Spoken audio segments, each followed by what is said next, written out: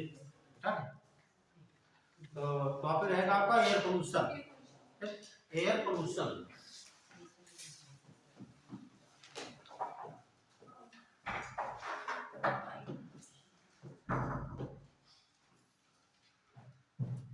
बहुत important topic है, ठीक है। आप जान रहे हैं ग्लोबल वार्मिंग के लिए गवर्नमेंट कोई भी दुनिया के जितने देश है बहुत पर फोकस कर रहे हैं, ठीक है। और भी आप देखेंगे क्या क्या प्रभाव पड़ सकते हैं इस पर, ठीक है। तमाम से नेगेटिव प्रभाव इन गैसों से रहते हैं, ठीक है। तो पहले कौन बनता है एयर पोल्यूशन जो है, ठीक। आपको कल बताए थे हम, ठीक। प्राइमरी पोल्यूटेंट, तो इसमें से पढ़ते हैं प्राइमरी पोल्यूटेंट, मतलब वह गैसें इसमें आएंगी जो अपने सोर्स से यहाँ से निकलेंगी सीधे वायुमंडल में जाकर वायु से मिल जाती है, उसे क्या बोलेंगे प्राइमरी पोल्यूटेंट, ठीक है। जैसे देख लेते हैं हम, आप देखेंगे ये SO2 ये सल्फर डाइऑक्साइड हो गई। उसके अलावा आप देख सकते हैं carbon dioxide, carbon monoxide, nitrogen की ऑक्साइड, ठीक। ये मुख्य गैसें होती है, ठीक। इसको आज जैसे अध्ययन करेंगे नाइट्रोजन की ऑक्साइड हमेशा लिखते हैं आपके पास कि नाइट्रोजन की ऑक्साइड, नहीं इसको खोलते नहीं, आज हम खोल कर समझा देंगे डिटेल से। और इसके अलावा H2 गैस है, O3 है, ठीक है। ये तमाम सी गैसें हैं जो मनुष्य के रहन सहन में निगेटिव प्रभाव डालती है। तो सबसे पहले बात करते हैं एयर पोल्यूशन में।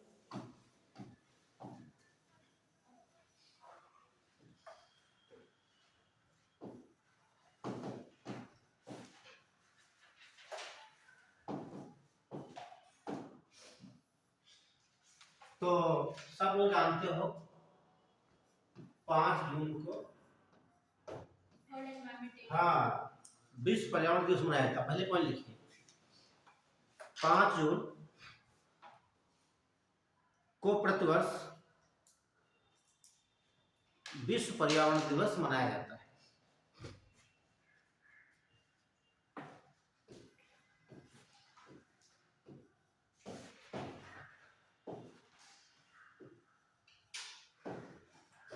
सवाल पूछेगा 5 जून 2023 को जो मनाया गया था उसकी थीम क्या थी।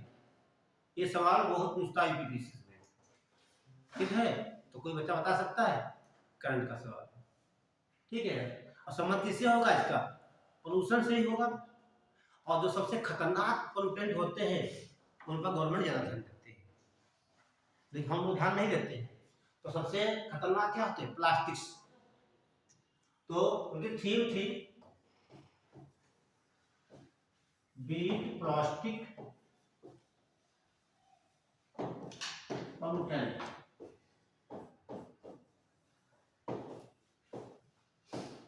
हिंदी बोलेंगे प्लास्टिक प्रदूषण के समाधान, लिख लीजिए क्या लिखेंगे। 5 जून 2023 में मनाया गया विश्व पर्यावरण दिवस की थीम। सवाल ऐसे पूछता है। ये आपकी बुक पर्यावरण की है, आपकी नई ले लीजिए, बहुत पुरानी हमें लग रहा है, ठीक। नई आएगी मोटी सी बड़ी सी आएगी, वो ले लीजिए। प्लास्टिक प्लास्टिक प्लास्टिक प्रदूषण का समाधान लिख लेंगे आप। तो क्या हो जाएगी प्लास्टिक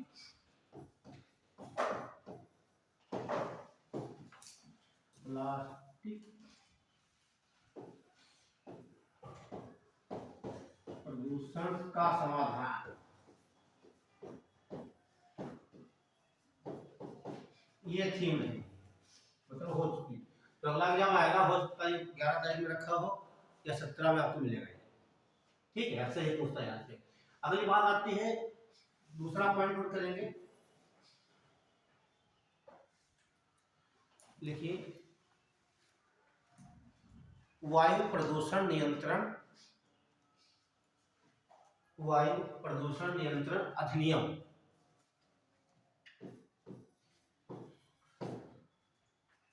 1981। तो ये क्या हो जाएगा, कल मैं दिखाया आपने मैंने कई क्वेश्चन डाले थे ग्रुप पे, देखा होगा आप लोगों ने, कितनी बार पूछा गया है ना, 22 में भी पूछा गया पीसीएस में। तो ये है आपका वायु प्रदूषण नियंत्रण अधिनियम है, 1981 में लागू गया। वो कब था? 1986 में। इसमें अध्याय 7 है, चलिए देखिए अध्याय 7 और खंड 54, 54, दो बात ध्यान रखना है।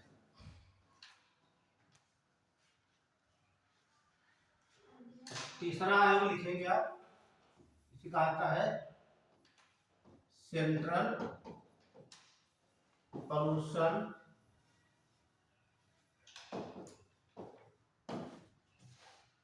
कंट्रोल बोर्ड, हिंदी बोलेंगे केंद्रीय प्रदूषण नियंत्रण बोर्ड। हिंदी में क्या लिखेंगे आप लोग? इसे ऐसे बोलते हैं CPCB, ये कहा जाता है। 1974 में इसकी स्थापना हुई, ये ध्यान रखना है इसे, ठीक है। हाँ, केंद्रीय प्रदूषण नियंत्रण बोर्ड स्थापना कब हुई? 1974 में। इसका हेडक्वार्टर कहाँ रहेगा? न्यू दिल्ली, नई दिल्ली में हेडक्वार्टर है, ठीक है। ये तीनों पॉइंट बहुत इंपॉर्टेंट है, ठीक है। हाँ देखिए, जब हम कल लिखाए थे, ठीक है, पर्यावरण में, तो उसमें 4 अध्याय थे, 26 धाराएं थी। तो ये आपका अधिनियम है, जो अधिनियम बनता है उसमें अध्याय होती है। इससे आपने संविधान देखा, संविधान में कितने अध्याय हैं? 22 अध्याय थे जब संविधान लागू हुआ। इसमें 25 है ना। धाराएं कितनी थी? 395। अब कितनी है? ध्यान रखना, ये सब ध्यान रखना। क्या पूछता है? इसे पूछेगा मूल संविधान की बात करेगा, बार क्वालिटी आ जाती है, ठीक है, क्योंकि मेरा क्वालिटी से ही सब कुछ है। हाँ, वो नहीं आएगा, कोई पढ़े नहीं आएगा। तो जो कि हमारा मेंस में ज्योग्राफी हो रहा था पहले, तभी पढ़ा रहे हैं, ठीक। तो देखिए वो बता रहे थे यहाँ पर कितने अध्याय होंगे? 7 अध्याय होंगे, 54 खंड कहिए, धारा कहिए आप। अगला आपका बोर्ड है सेंट्रल पॉल्यूशन कंट्रोल बोर्ड, या बोलेंगे केंद्रीय प्रदूषण नियंत्रण बोर्ड। इसकी स्थापना 1974 में की गई, हेडक्वार्टर। अब ये बता हम किस लिए रहे हैं, इसका मतलब क्या है? देखिए, जो ये वायु है, वायु में जितने पोल्यूटेंट गैसें हैं उनकी गुणवत्ता मापी जाती है, ठीक। तो मैंने ग्रुप पे डाला होगा ये, हाँ, ये AQI डाला होगा, है ना। इसका मतलब होता है एयर क्वालिटी इंडेक्स,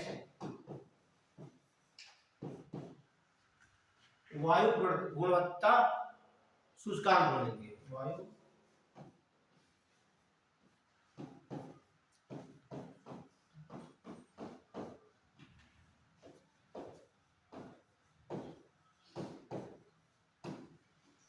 ये ध्यान रखना, ठीक है। इसी के आधार हम पता लगाते हैं, ठीक है, कौन कौन सी गैसें होंगी, पोल्यूटेंट होंगी। तो एक लाइन यहाँ लिखेंगे, ठीक है। तो हेडिंग डाल दीजिए आप, पहले क्या डालेंगे?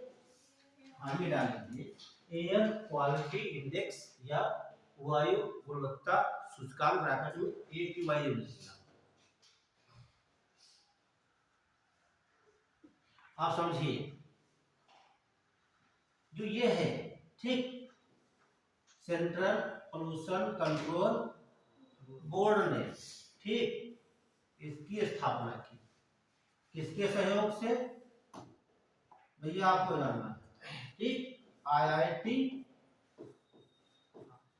कानपुर, ठीक है। कहने सुन लीजिए पहले, ठीक। इसने इसको स्थापित किया किसके सहयोग से? IIT कानपुर के सहयोग से। और इसने बताया, क्या इसने बताया? सब मिलकर बताए हैं कि वायु की गुणवत्ता का सूचकांक है, इसके 8 आधार होंगे। कितने? 8 आधारों से वायु की गुणवत्ता मापी जा सकती है। क्लियर हुआ? इतना आपको समझना है।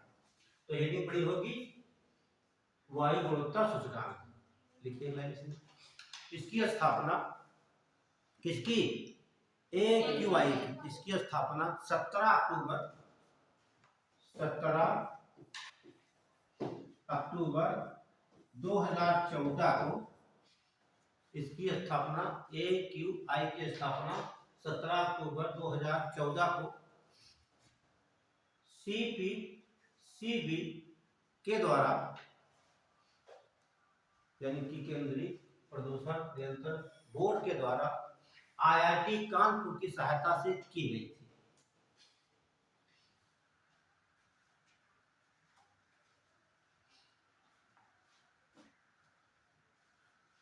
नोट कर लिया?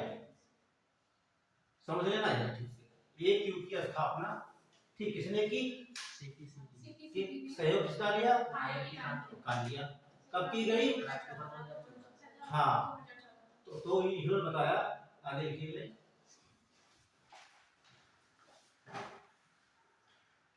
इसके अनुसार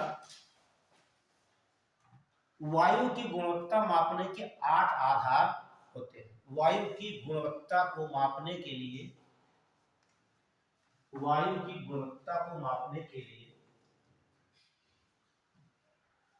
8 आधार होते हैं।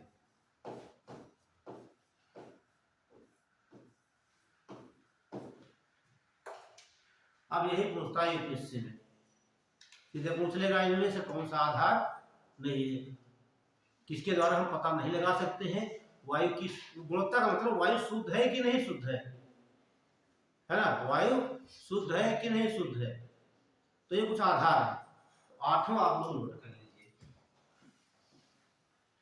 एक PM10। PM से क्या समझेंगे आप? प्राइम मिनिस्टर नहीं समझेंगे? हाँ, ये पार्टिकुलेट मैटर होता है। यहाँ देखते हैं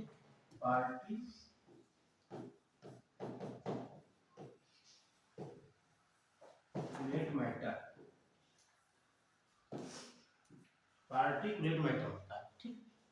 और दूसरा आधार रहेगा आपका PM2.5। तीसरा आपका SO2, क्या बोलेंगे? सल्फर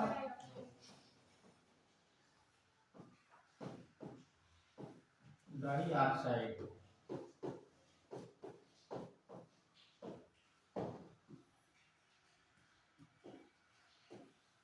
तीसरा आपका CO, कार्बन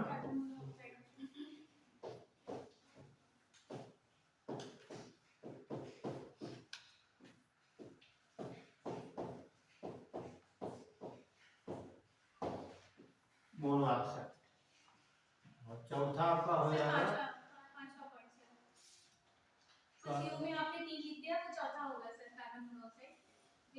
कौन सा? सर कार्बन मोनोऑक्साइड 4 नंबर पे है, ये 5वां हो जाएगा। अच्छा, ये सही दिया। बाद में काउंटिंग में समस्या होती है, लिख देते। ठीक, अगर ये O3 ozone,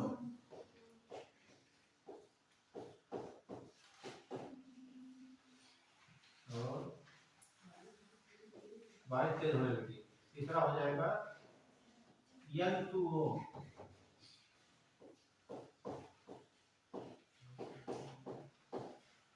nitrous oxide.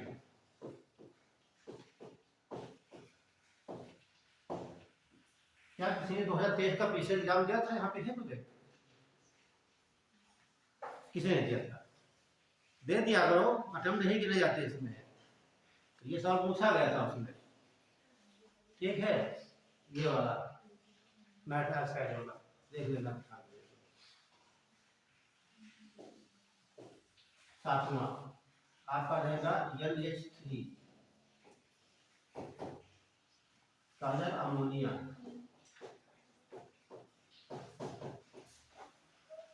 Ammonia आपका हो गया।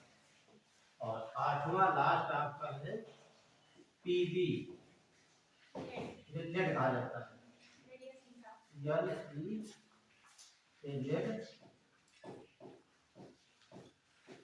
या सीसा।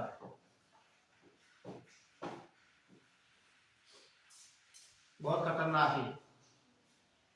ठीक, पहले तो पानी की पाइप ऐसे बनाई जाती थी। ठीक, जब बॉडी में पहुंचेगा तो 3 बीमारियां काट सकता है। ये ब्लड पहुंचेगा बॉडी में, क्या करेगा, आपकी किडनी फेल हो सकती है, नर्वस सिस्टम डैमेज हो सकता है और मसल्स पैरालाइज। ठीक है, तो ये 8 आधार है। आप देखिए CO2 का जिक्र नहीं किया, कैसे पूछता है, अमृतक CO2 सबसे खतरनाक है। ठीक है, तो ये आपके 8 आधार हो गए, इनके आधार पर वायु की गुणवत्ता मापी जा सकती है। क्लियर? ये ध्यान, ये देखिए PM10 का क्या मतलब है? सर पार्टिकुलेट मैटर जिसका साइज है ना अप टू 10 माइक्रोन तक होगा सर। हाँ, देखिए जो वायु प्रदूषण में जैसे मतलब गैसें जो निकलती हैं, उनका साइज जो होता है कहा जाता है 10 माइक्रोमीटर। क्या होना है, क्या होना चाहिए, 10 माइक्रोमीटर। ठीक, इससे ज्यादा नहीं होना चाहिए। और दूसरा कितना है, 2.5 माइक्रो, ऐसे लिखा था माइक्रो, 2.5 ऐसे ये मिलीग्राम। तो 1 माइक्रो कितना होता है, 1 मिलीग्राम बराबर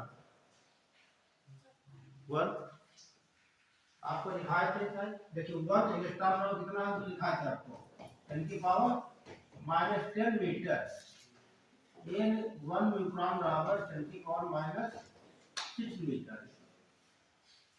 नोट कर लेते, 1 मिलीग्राम का मान कितना होता है, माइक्रोन लिख लीजिए। इससे इसका मतलब होता है चिन्ह होता है, इसे माइक्रोन लिखते हैं, माइक्रोन। ठीक, ये 10⁻⁶ मीटर होता है। अब अंदाजा लगाइए कितना छोटा है काम होगा। ये आपको दिखाई नहीं देते, यहाँ बहुत कॉन्टेंट है। तो ये मुख्य आधार इसके हो गए। क्लियर है? ध्यान रखना कौन कौन आधार है, कैसे ये निकाले जाते हैं। आगे बढ़े फिर हम आगे यहाँ लिख लीजिए ना, ये गैस आप देख रहे हैं कौन सी, नाइट्रस ऑक्साइड। इसे कहा जाता है लाफिंग गैस। यही पूछा गया, लाफिंग गैस। ठीक, उसमें था हंसने वाली या हंसमुख गैस।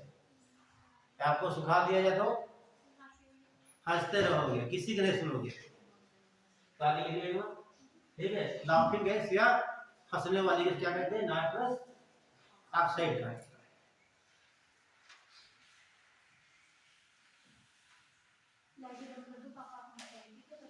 बढ़िया क्या,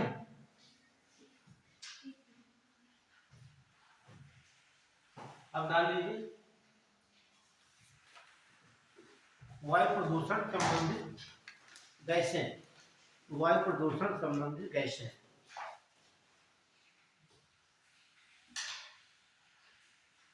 गैसें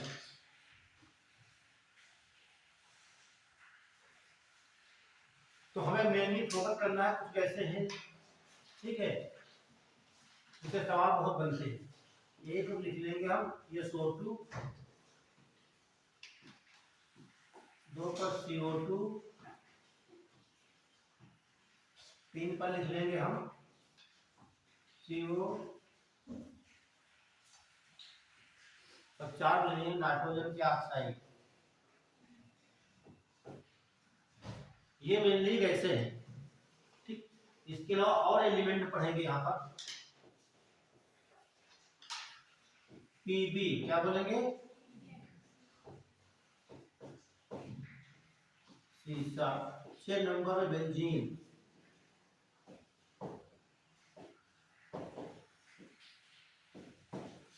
और 7 देखें कैडमियम,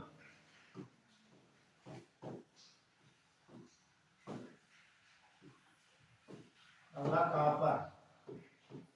कॉपर का नाम सुना है, तांबा, ये देखा भी होगा आप लोगों ने। कहाँ तांबा देखा है, ये जो तार लगा होता है तो तांबे का स्टार लगा होता है। ठीक है, तारों के अंदर जो होता है। और देख लेंगे 9 नंबर पर आर्सेनिक,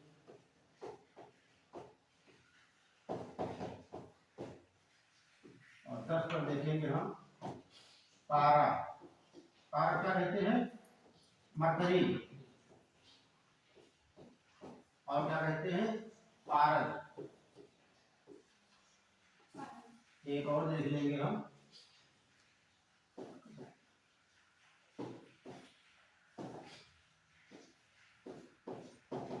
फ्लोराइड। फ्लोराइड।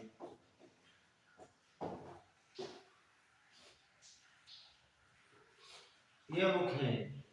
सवाल में क्या करते हैं एग्जाम में, देखिए सीधे सवाल यहाँ से मिलेगा आपको। इसमें देखिए यहाँ तो आपको लिखना पड़ना है,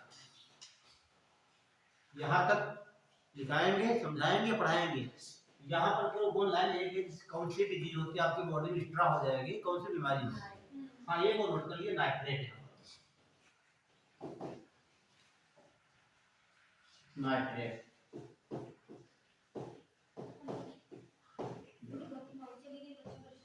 12 नंबर। नाइट्रेट भी लिख लीजिए, बहुत इंपॉर्टेंट। यहाँ से हमेशा सवाल आपको पूछा जाता है एग्जाम में। ठीक है, तो अब हम डाल लेते हैं कार्बन डाई, ये क्या बोलेंगे इसे? हाँ डाल लीजिए सल्फर डाई ऑक्साइड।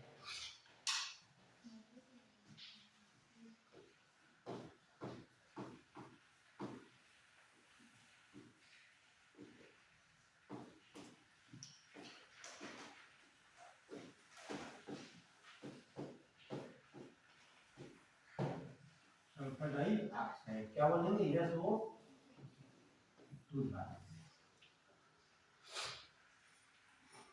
तो ये बहुत खतरनाक गैस है। ठीक, देखिए जो गैसें अम्लीय वर्षा में इन्वॉल्व है, दो ही गैसें मैंने बताते आपको है।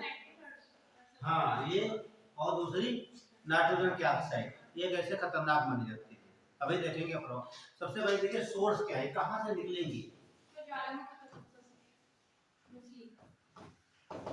ये सबसे बड़ा स्रोत इनका है आपका जो जीवाश्म ईंधन है। कौन सा? जीवाश्म ईंधन। जब जीवाश्म ईंधन जलेगा, ऑटोमोबाइल देख रहे हैं आप लोग, कल ही बताए थे, बाइक लेकर आते हैं, धुआं निकलता है वहां से। और जो मेनली ऑयल रिफाइनरीज है आपकी,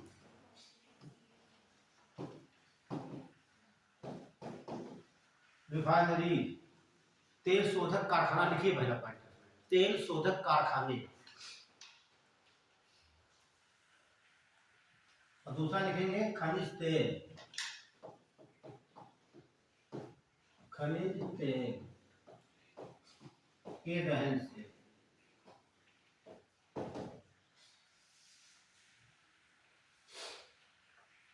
ठीक है, ये मैंने देख लीजिए। अब देखिए ये सल्फर डाइऑक्साइड क्या करेगी? ये सल्फर डाइऑक्साइड जो रिफाइनरी लगी है, चिमनी से निकलेगी, कहाँ जाएगी? वायुमंडल में जाएगी। वायुमंडल में क्या मिलेगा इसे? जलवाष्प। क्या मिलेगी? जलवाष्प। और जो जलवाष्प होती है सबसे बड़ी मात्रा होती है ग्रीन हाउस गैस की। ये सवाल कई बार पूछा गया, टेट में पूछा गया, पीछे में कि पूछा था कौन सी गैस है ग्रीन हाउस गैस नहीं है, तो सारे बच्चे लगा कर जाते हैं यही ये गैस नहीं है। जलवाष्प गैस कहाँ हो सकती है? अभी आपको समझाएंगे ग्रीन हाउस गैस, ठीक, तो समझ जाएंगे क्या मतलब होता, कैसे होती है। ठीक, तो ग्रीन हाउस गैसों में सबसे ज्यादा रोल किसका होता है? इसी का 36 से 72% तक ये होती है। ठीक है, और बाकी दूसरी गैसें होती है। तो जलवाष्प सबसे बड़ा ये स्रोत होता है ग्रीन हाउस गैसों का। मिलकर क्या बनाएंगे? ये बनाएंगे H2SO4।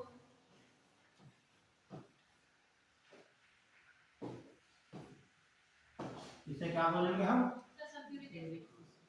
तेजाब कहा जाता है, सल्फ्यूरिक एसिड आता है, या गंधक काम्ल कहा जाता है। तीनों पॉइंट लिखेंगे आप लोग। क्या बोलेंगे? तेजाब या गंधक काम्ल।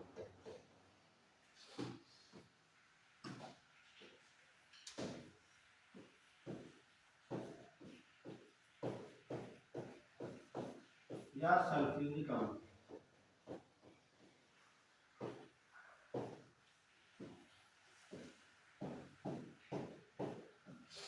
आप मेरी बात सुनिए, ये कहाँ बन गया, ये वायुमंडल बन गया, ये इसकी बूंदे बन जाती है, क्या बन गई है, ये मान लीजिए इसकी बूंदे हैं, ठीक है। और उत्तर प्रदेश में ऑयल रिफाइन लगी कहाँ है, मथुरा में। कहाँ लगी है, मथुरा में लगी है। 1984 में स्थापना की गई, आईओसी की है ये, इंडियन ऑयल। जब आप पेट्रोल टंकी देखते हैं क्या लिखा होता है, बीपी, है ना, कहीं आईओसी लिखा होता है, तो हम बात कंपनियों के नाम है ये, ठीक। आईओसी का मतलब इंडियन ऑयल कॉर्पोरेशन लिमिटेड लिखा होता है, बीपी भारत, हाँ, पेट्रोल कॉर्पोरेशन लिमिटेड होता पूरा है बीपीसीएल, है ना। तो BP Bharat petroleum corporation limited, IOC तमाम कंपनियों नाम लिखे होते हैं, ठीक। तो अब मथुरा में लगी है, आईओसी की लगी है, ठीक है। तो चिमनी जो लगी है वहां निकलेगी, तो ये मिलकर क्या बनेगा, ऐसे बनेगा। और आगरा के उसके बाद पड़ता है आगरा से, आगरे में आगरा जो बना है, किसका बना है, संगमरमर का। संगमरमर का सूत्र क्या होता है, CaCO3, इसे बोलते हैं कैल्शियम कार्बोनेट या संगमरमर कहा जाता है। शाहजहां ने किसी की याद में बनवाया था, है ना, किसकी याद में, मुमताज बेगम की याद में बनाया था, ठीक है। तो ये बना हुआ है, ठीक। जब ये इसकी वाष्प बनेगी कहाँ है, टपकेगी नीचे, इस पर टपकेगी यहाँ पर, तो यहाँ पर होगा रिएक्शन। रिएक्शन होने से क्या होगा, यह पत्थर पड़ जाएगा, कैसा, पीला हो जाएगा, ये क्या हो जाएगा, ये ऐसे पीला हो जाएगा, क्या हो गया, ये पत्थर का हल्का भी पीला हो गया, इसे कहा जाता है स्टोन कैंसर। सारी बातें समझना, क्या बोलेंगे, स्टोन कैंसर। तो पत्थरों में स्टोन होता है, किसकी वजह से होता है, सल्फर डाइऑक्साइड। और जब ज्यादा मात्रा में इसमें गिरेगी, इसमें बन जाएगी दरार पत्थर में, ये क्या बन गई, दरार, ठीक है। दरार किसने डाली, सल्फर डाइऑक्साइड, इसीलिए इसे कहा जाता है क्रैकिंग गैस। ये सवाल पूछा गया,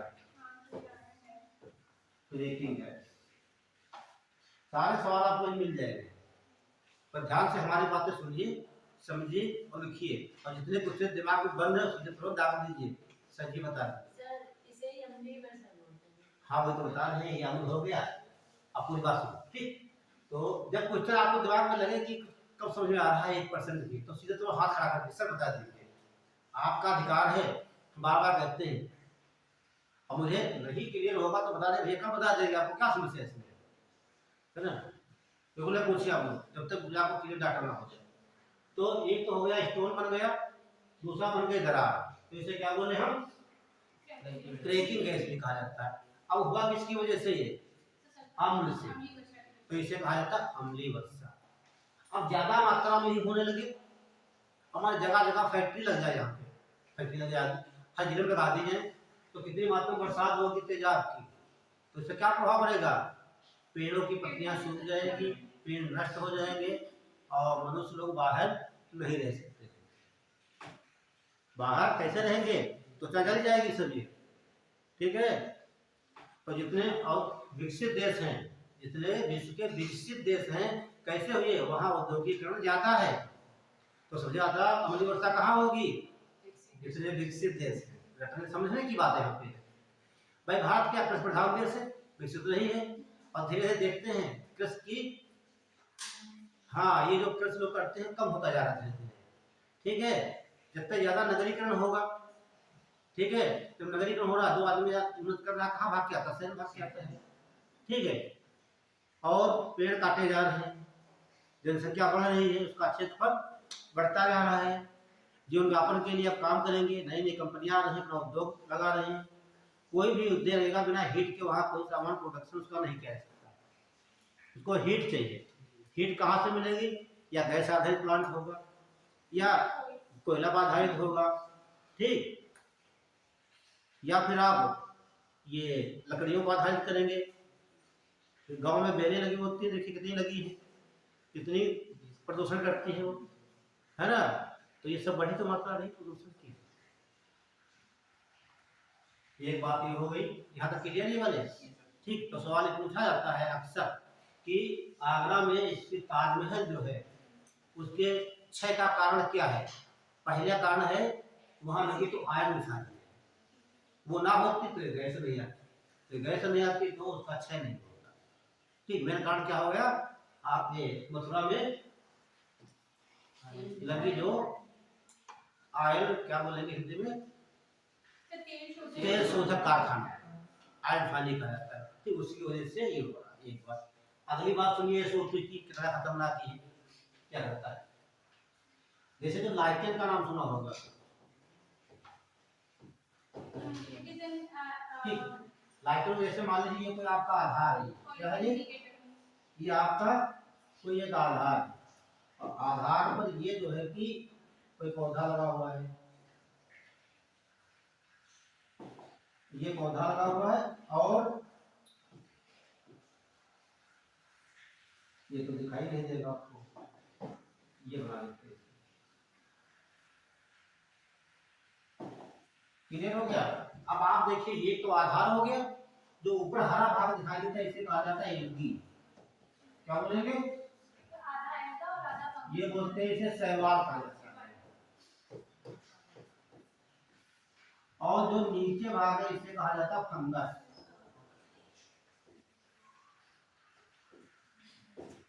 यानी कि कवक। तो आप ये देखते हैं, एक ऐसा पौधा, ठीक, एक ऐसा पौधा जो शैवाल और कवक से मिलकर बना है, उसे बोलेंगे हम लाइकेन कहा जाता है ना। जैसे कहते हैं अर्धनारीश्वर, है ना, एक शंकर जी की प्रतिमा है, तो आधे में शंकर जी खुद है, आधे में नारी है। हाँ, तो क्या बोलते हैं? अर्धनारीश्वर कहा जाता है। तो यहाँ क्या बोलते हैं? लाइकेन का मतलब हो गया उसका जो ऊपर का भाग हरा है वो शैवाल का बना हुआ है, जो नीचे है वो, क्योंकि इसमें क्लोरोफिल पाया जा रहा है, प्रकाश संश्लेषण कहाँ पे होगा? जहाँ प्रकाश संश्लेषण होता है वहां पर भोजन बनता है। आपको बताया है ना, प्रकाश संश्लेषण क्या होता है? हरे पेड़ पौधे जो होते हैं, पेड़ हो चाहे पौधा हो चाहे उसका तना हो, जहाँ पर हरा वहां पर क्लोरोफिल पाया जाता है। क्लोरोफिल पाया जाएगा, सूर्य का प्रकाश पड़ेगा, उसके अंदर इंटरग्रेट CO2 बनता है, भोजन बनता है। भोजन क्या होता है? कार्बोहाइड्रेट। ध्यान रखना, कौन सा? कार्बोहाइड्रेट होता है। पौधों में भोजन क्या बनता है? कार्बोहाइड्रेट। आप जानते हैं कार्बोहाइड्रेट ऊर्जा का स्रोत होता है, इसीलिए कहा जाता है सूर्य सबसे बड़ा ऊर्जा का स्रोत है। सूर्य ऊर्जा ना दी होती, अपनी एनर्जी ना दे, तो क्या पेड़ पौधे जीवित रह पाएंगे? ये जीवित नहीं रहेंगे तो हम लोग भी जीवित नहीं रहेंगे। तो इसलिए कहा जाता है ब्रह्मांड में या विश्व में सबसे बड़ा ऊर्जा का स्रोत क्या है? सूर्य। क्योंकि सूर्य के प्रकाश वजह से क्या बना? ग्लूकोज, ये बना कार्बोहाइड्रेट। कार्बोहाइड्रेट कहाँ मिलता है? ग्लूकोज में। कहाँ मिलेगा? ग्लूकोज में। और ग्लूकोज सीधे जाता है माइटोकॉन्ड्रिया में, माइटोकॉन्ड्रिया में ऊर्जा का निर्माण होता है, इसीलिए माइटो कहते हैं power house of the cell कहा जाता है। ये माइटोकॉन्ड्रिया पाया जाता है एनिमल सेल में, होता है प्लांट सेल में पाया जाता है। ये बताया है आपको, शायद पढ़ाए होंगे सब सेल यहाँ पे। ये बात हो गई, तो ऐसे बता क्यों रही है, क्या काम इसका है? हाँ, ये जो होता है सबसे ज्यादा सेंसिटिव होता है ये CO2 के लिए। ठीक, ध्यान रखना। लाइकेन सीधा होता है, लाइकेन क्या होता है? इसका इंडिकेटर होता है वायु प्रदूषण के लिए। कौन सा वायु प्रदूषण? सल्फर डाइऑक्साइड के लिए। तो सबसे बड़ा सूचक होता है किसका? एयर। सीधे हो जाता है कौन सा पौधा वायु प्रदूषण का सबसे बड़ा सूचक होता है, तो लाइकेन आएगा। एक सवाल। दूसरा बनेगा कि लाइकेन का पौधा किस गैस के लिए सबसे अधिक संवेदनशील होता है? दोनों सवाल पूछे गए पीसीएस में। तो संवेदनशील किसके लिए होता है? सल्फर डाइऑक्साइड के लिए। किस पोल्यूटेंट के लिए? एयर पोल्यूशन के लिए। अगली बात सुन लीजिए, फिर बाद में दिखाते हैं। तो ये लाइकेन का पौधा होता है, ठीक, इसकी पत्तियां पीस ली जाती हैं, इससे बनाए जाते हैं लिटमस पेपर। क्या बनते हैं? ये टेक्सटाइल जो है लिटमस पेपर, लिटमस पेपर बन जाएगा आपका। दूसरा काम इसका है, मिर्गी की दवाई बनती है इससे। ठीक, मिर्गी नाम सुना है? झटके की बीमारी कभी कभी आती है, तो झटका सुखा दो, है ना। झटके का मतलब वो क्या होता है? उसमें जो नर्व निकली होती है, जैसे आप लड़कियों के देखिए बाल सब बैठ गए पीछे से, ऐसे पीछे नर्व निकली होती है हड्डियों से आपको पूरे बॉडी के अंदर। ठीक, आप कंकाल देखिए, कभी जान को पड़ा हो, कंकाल देखेंगे हड्डियों में छिद्र मिलेंगे आपको। हड्डियां जो होती हैं तो कोई ठोस नहीं होती, इस प्रकार की हड्डियां हो ठोस हो, खिड़कियों में आपको छेद मिलती है ऐसे ऐसे, ठीक। जैसे आप इसे पट्टियाँ क्या कर पट्टी होती है बाल को ऐसे ऐसे करके, हाँ चोटी, उसी प्रकार जो नर्व होती है इन छिद्रों से होकर ऐसे ऐसे पूरी बॉडी के अंदर चली जाती है, वही पूरी बॉडी रिवेट कर रही है। अब एक भी नर्व आपके बोन में दब जाएगी तो बॉडी पैरालाइज, कहते लकवा मार गया, फालिश मार गई, बॉडी पैरालाइज कर गई, ठीक है। तो उसे वही होती मिर्गी, एक में फंस जाती है नर्व तो झटके आने लगते हैं, कुछ समय बाद ऑटोमेटिक वो हट जाते हैं, तो झटके खत्म हो जाते हैं। बचपन में मेरी सहेली थी मधु, अभी वो सर राजस्थान में मैं थी, केवी सूरजगढ़ से मैंने पढ़ा था, मेरे बगल में ही बैठी थी सर, उसी टाइम उसको मिर्गी का दौरा आया था सर 5 सितंबर के दिन। हाँ वो होता है, उसके बाद कुछ समय बाद कहते हैं कि जूता सुंघा दीजिए उनका लेकर आओ तो दांत तो बिछने लगते हैं। हाँ तो होता क्या है, जब ये परंपरा है तब तक आप वहाँ जाएंगे जूता लेने के लिए, हाँ तब तो समय पूरा हो जाता है, जैसे आप लाए वहाँ मेरे बगल में बैठी थी सर, गिर गई थी अचानक, हाँ वो गिर जाती बहुत तड़पने छोटी लगती थी, है, कुछ पता नहीं था हम लोगों को क्या हो रहा है। तो ये मिर्गी की दवाई इससे बनाई जाती है। तो इतने पॉइंट आपको इसमें डालना है, तो लिखना स्टार्ट कर देगी। तो स्रोत सबसे बड़ा ऐसा लिखेंगे तेल शोधक कारखाने, तो स्रोत में क्या लिखेंगे, तेल शोधक कारखाने। अगला पॉइंट लिखिए, इन कारखानों की चिमनियों से, इन कारखानों की चिमनियों से सल्फर डाइऑक्साइड गैस निकलती है, सल्फर डाइऑक्साइड गैस निकलती है और वायु में ही जलवाष्प से मिलकर, और वायु में ही जलवाष्प से मिलकर ये सब बना लिया आप लोगों ने कापी पर, थोड़ा बना भी लेना, ठीक है। ये हाँ वायु से मिलकर सल्फ्यूरिक अम्ल या तेजाब या गंधक अम्ल का निर्माण करती है।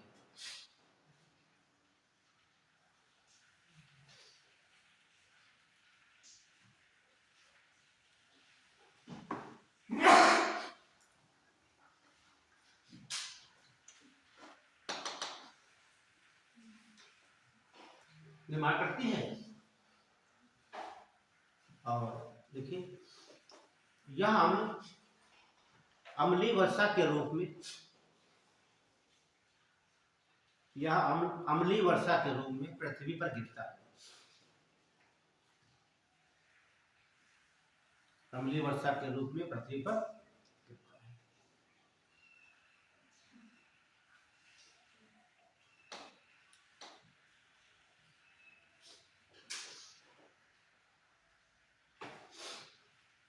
अम्लीय वर्षा के रूप में गिरता है। आगे लिखिए नोट, ये नोट देखिए, मथुरा में लगी तेल शोधक फैक्ट्री या कारखाना, मथुरा में लगी का मतलब ऑयल रिफाइनरी लगी, मथुरा में लगी तेल शोधक फैक्ट्री से SO2 गैस निकलने से आगरा में बने ताजमहल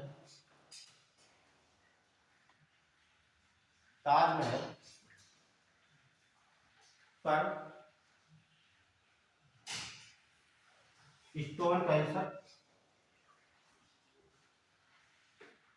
कैंसर क्या बोलेंगे, पत्थर का कैंसर, और उसमें दरारें पड़ गई।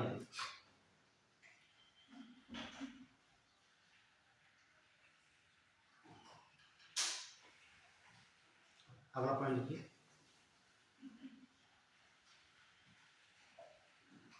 SO2 को क्रैकिंग गैस भी कहा जाता है। SO2 का मतलब सल्फर डाइऑक्साइड को क्रैकिंग गैस भी कहा जाता है।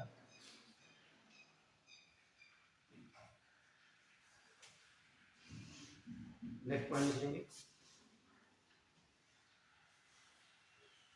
SO2 SO2 लाइकेन पौधे के लिए सबसे अधिक संवेदनशील होती है। SO2 लाइकेन पौधे के लिए सबसे अधिक संवेदनशील होती है।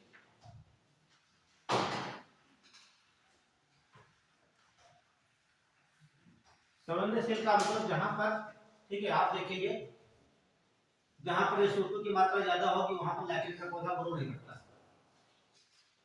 ठीक है, जहां पर लाइकेन का पौधा होगा वहां पर ये सूख जाते हैं। लाइकेन का पौधा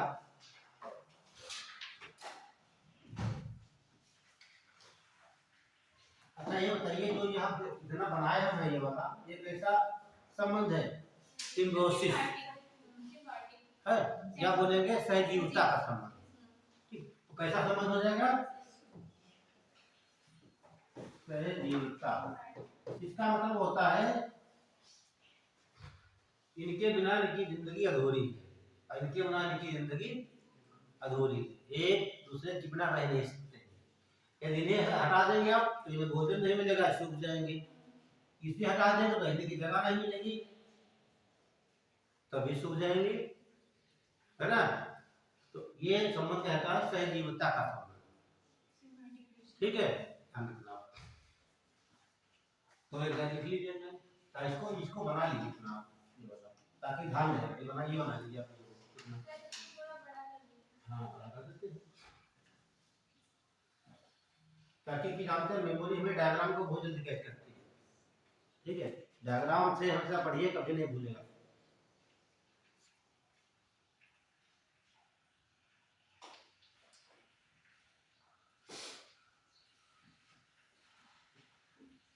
ये आपका आधार हो जाएगा,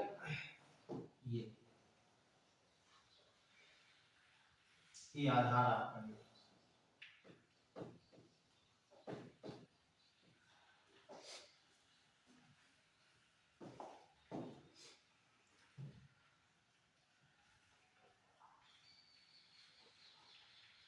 तो जहाँ पे मतलब SO2 पॉल्यूशन होगा वहाँ पे से लाइटिंग ज्यादा होगी कि बिल्कुल नहीं होगी?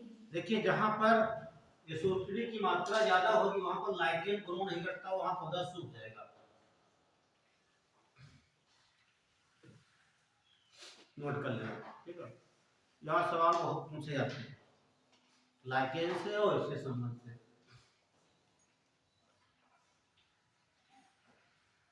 हो गया, एक लाइन बोले। लाइकेन का पौधा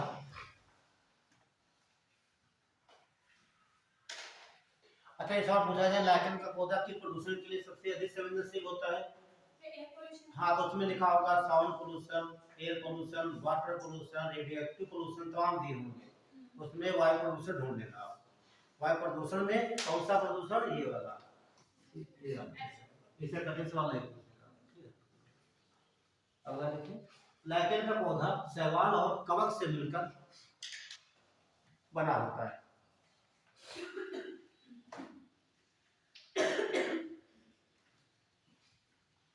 लाइकेन का पौधा शैवाल और कवक से मिलकर बना होता है। अब दो इसके उपयोग लिख लीजिए। लिटमस पेपर बनाया जाता है। लाइकेन के पत्तियों को, लाइकेन की पत्तियों से लिटमस पेपर बनाया जाता है। आपने इंटर में प्रैक्टिकल किया होगा। हाँ, ठीक है।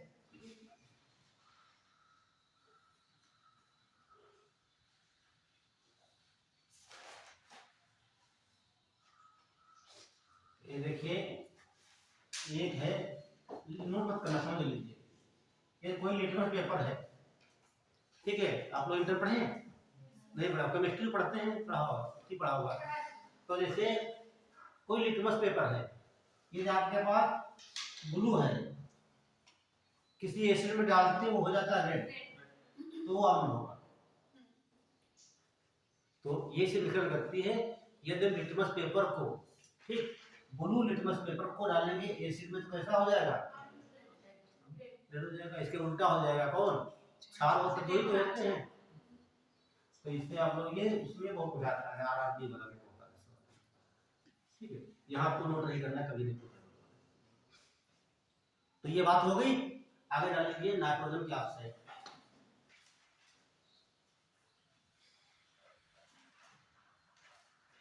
नाइट्रोजन के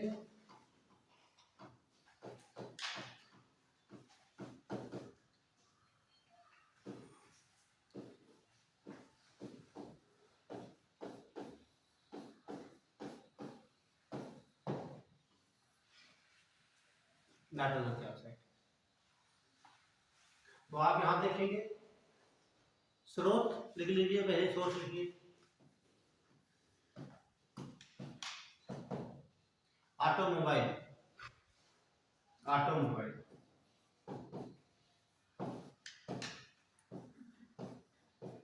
ऑटोमोबाइल का मतलब होता है जो ये वाहन चलते हैं, ठीक है। मोबाइल का मतलब चलने वाला, ये नहीं मोबाइल जमा रखा हुआ है ना, ऑटो चलता है, ठीक। तो ऑटोमोबाइल हो जाता है। और जो एयरवेज होते हैं, एयरलाइन पे चलते हैं, जहां पर देखिए फ्यूल जलेगा, जहां पर फ्यूल जलेगा तो उसके साथ में ये नाइट्रोजन के ऑक्साइड निकलते हैं, समझ लीजिए आप, ठीक। तो वहां बन जाते, वाहन बन जाते हैं, है ना। वाहन है, मोटरसाइकिल है, और इसमें उड़ने वाले सभी में फ्यूल प्रयोग किया है, तो वहां से निकलेगी।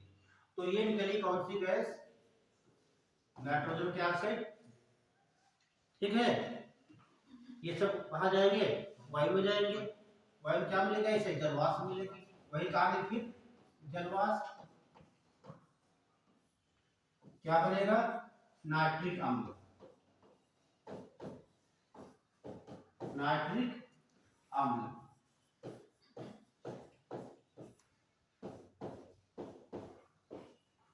ये चलो 3, इसे कहा जाता है नाइट्रिक अम्ल बनता है। अब वही कंडीशन आ गई, बनेगा आसमान में तो आएगा कहाँ? नीचे आएगा। तो ये भी अम्ल वर्षा। तो आपने देखा जो एसिड रेन होती है, एसिड रेन मतलब अम्लीय वर्षा जो होती है, तो एक पॉइंट आपने लिखा होगा ये SO2 के द्वारा होती है। यहाँ कौन सा अम्ल बनता है? H2 SO4। दूसरा पॉइंट आप देखेंगे, दूसरा पॉइंट नाइट्रोजन के ऑक्साइड, ये क्या बनेगा? HNO3। और सवाल यहीं से पूछेगा, क्या पूछेगा? सुन लीजिए, ये पूछेगा कि अम्लीय वर्षा के लिए कौन सी गैसें जिम्मेदार है। तो नाइट्रोजन के ऑक्साइड एक, और दूसरा सल्फर डाइऑक्साइड। एक सवाल ये होगा। दूसरा देगा कौन सा अम्ल जिम्मेदार है अम्लीय वर्षा के लिए? सल्फ्यूरिक अम्ल और नाइट्रिक अम्ल, ठीक है। ये सवाल नोट कर लीजिए आप लोग। तो ये बना लीजिए, तो बना क्या था, ये बना लीजिए, इससे बना लीजिए, कुछ पॉइंट लिखा है।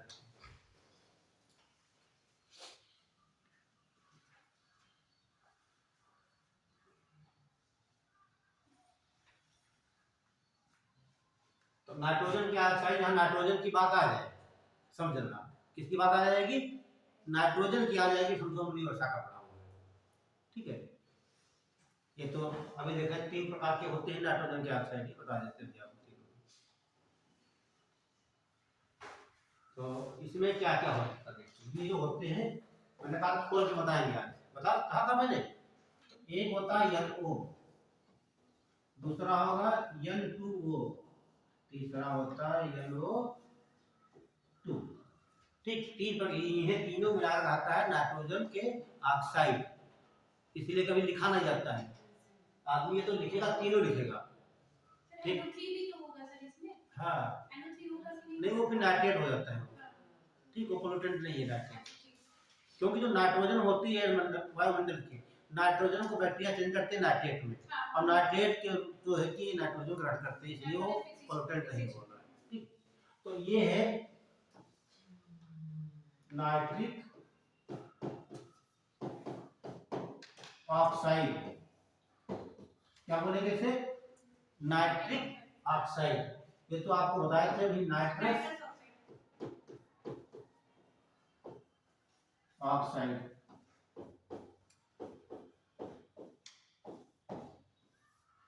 इसे बोलते हैं नाइट्रोजन डाइऑक्साइड। हिंदी में लिखते काम चल जाएगा। धीरे बोले आप लोग, अरे तो उल्टा हो गया, देखो ये हिंदी में लिख दिया, आधा आधा इंग्लिश में।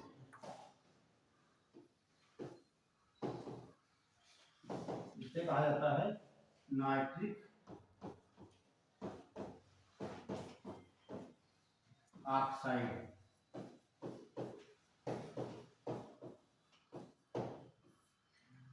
इसे नाइट्रस ऑक्साइड, इसे बोलेंगे नाइट्रोजन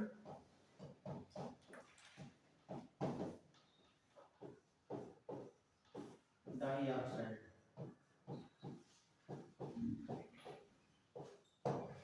ये हो गया, हिंदी में लिखिए इंग्लिश में लिखिए। और इसे हम क्या दूसरा नाम दिए थे अभी, इसे बोले थे लाफिंग गैस, हंसने वाली गैस। ये था, नोट कर लीजिए, ये नाइट्रोजन के ऑक्साइड होते हैं।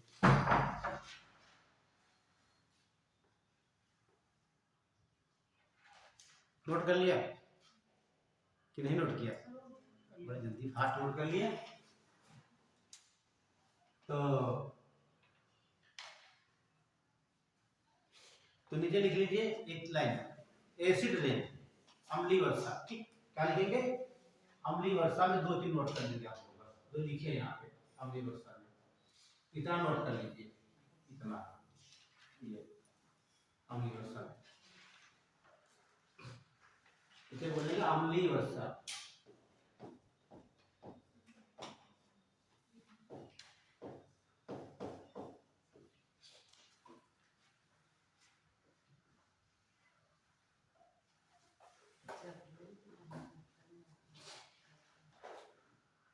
बढ़े आगे थे हम, नोट कर लिया सब लोगों ने? गैसें ध्यान रखना और ये अम्लीय ध्यान रखना। अगला डाल लीजिए। और देखिए आप लोग बता देते हैं, नोट मत करना आप लोग, ये नाइट्रोजन के ऑक्साइड से वायुमंडल में है, यदि क्रिया कर लेते हैं हाइड्रोकार्बन से कर लेते हैं, और यहाँ पर जाती है सन अल्ट्रावायलेट रेज, तो बन जाता है पैन। कल बताए थे पैन के बारे में, ठीक है? कल बताए थे पैन के बारे में, ठीक है? क्या करता है? ये क्लोरोप्लास्ट को नष्ट करेगा, ईटीएस ब्लॉक करेगा और एंजाइम सिस्टम को ब्लॉक कर देगा। उसके अलावा देखते हैं आंखों में जलन जो होती है तो पैन की वजह से होती है। क्या बोलते हैं? पेराक्सिल नाइट्रेट का, ये तो कल लिखा। अगला डाल लीजिए CO2,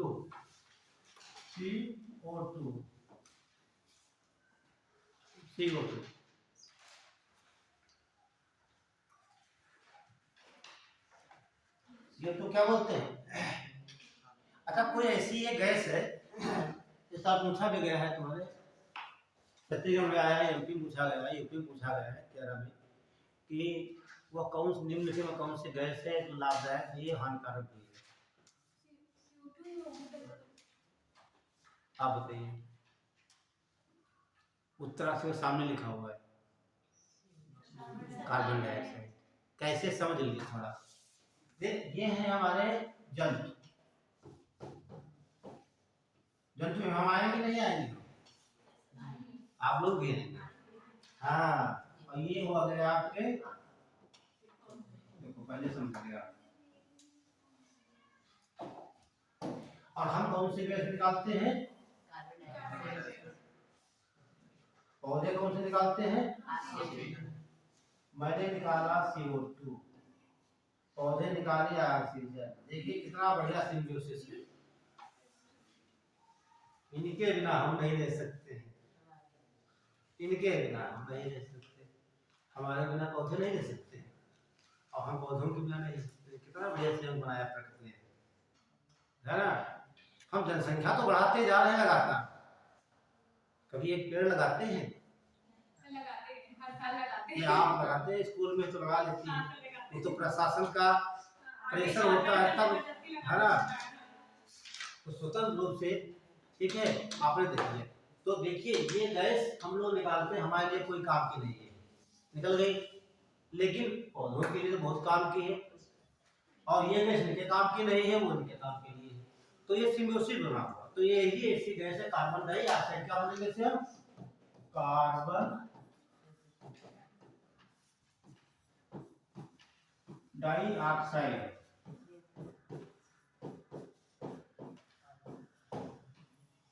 ठीक है, ये ऐसी गैस है, लाभदायक भी और हानिकारक। लाइन नोट कर लीजिए आप लोग, लिखिए यहाँ गैस। अच्छा इसका स्रोत लिख लीजिए पहले आप लोग, देखो सोर्स, पहले सोर्स लिखिए आप लोग।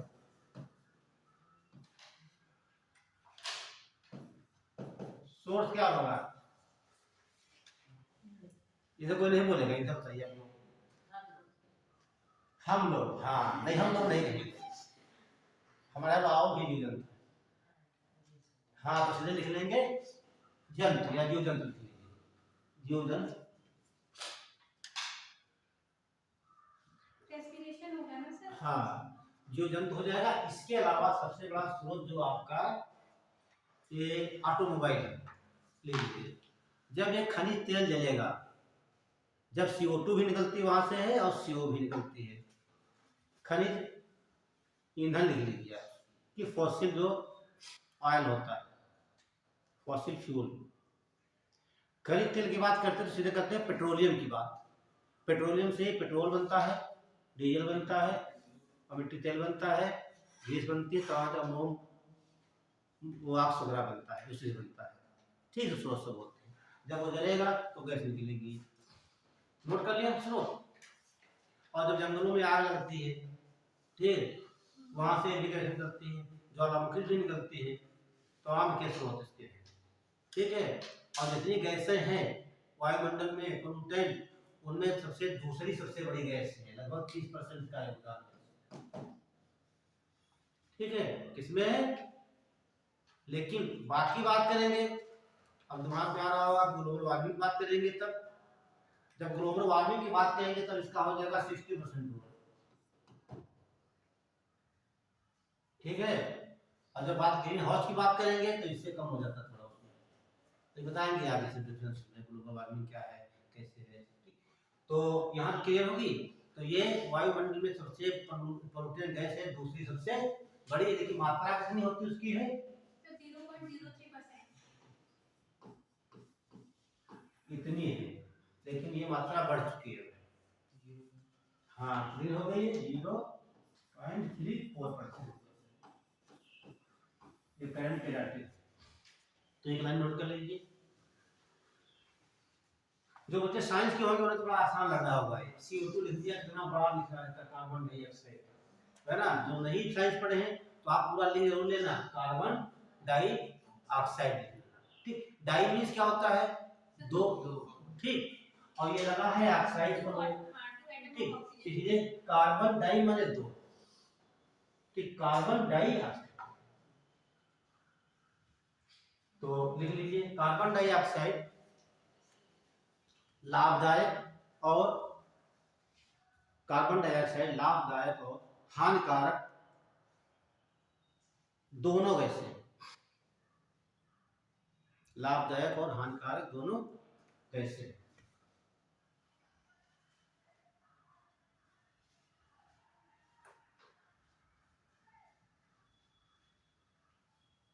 अगला लिखेंगे प्रदूषक गैसों में, प्रदूषक गैसों में कार्बन डाइऑक्साइड दूसरी सबसे बड़ी गैस है।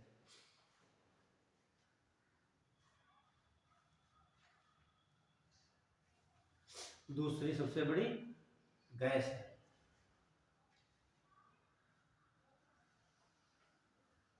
हो गया, तो पहली कौन सी हो जाएगी? Carbon monoxide. तो इसमें कुछ और हम लिखाना चाहते हैं कि आगे लिखा दे, ग्रीन हाउस में यही लिखा दे, अब चाहते हैं आगे लिखा है ना। हाँ लेकिन यहाँ पोल्यूटेंट है, फिर हाँ मजा नहीं आएगा, तो यही लिखा देते हैं। चलिए लिख लीजिए आगे।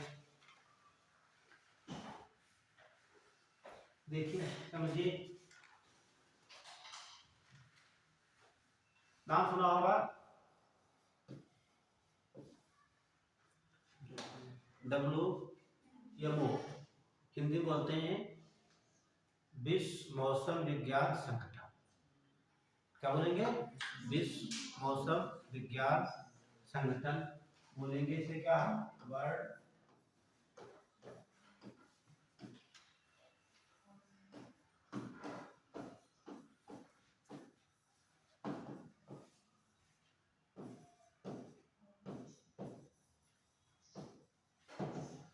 ऑर्गेनाइजेशन,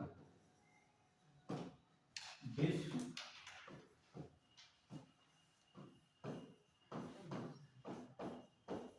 मौसम विज्ञान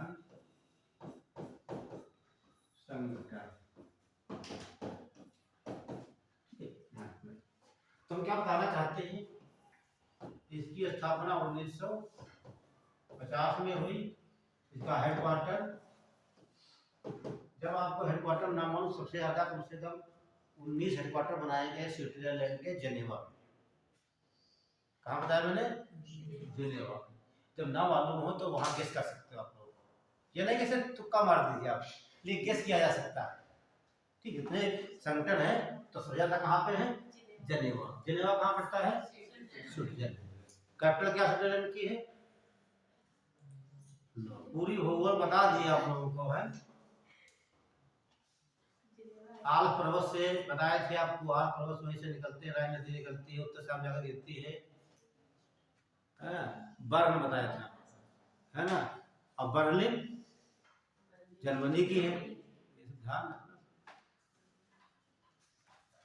जब तैयारी करते हो समाज में, तो भाई हमारे जो है कि लड़का ये लड़की तैयारी कर रही सिविल की, तो सिविल का मतलब होता है कि आप बहुत नॉलेज आपको है, तो लोग तुमसे सवाल पूछते हैं, है ना, ऐसे देखते हैं।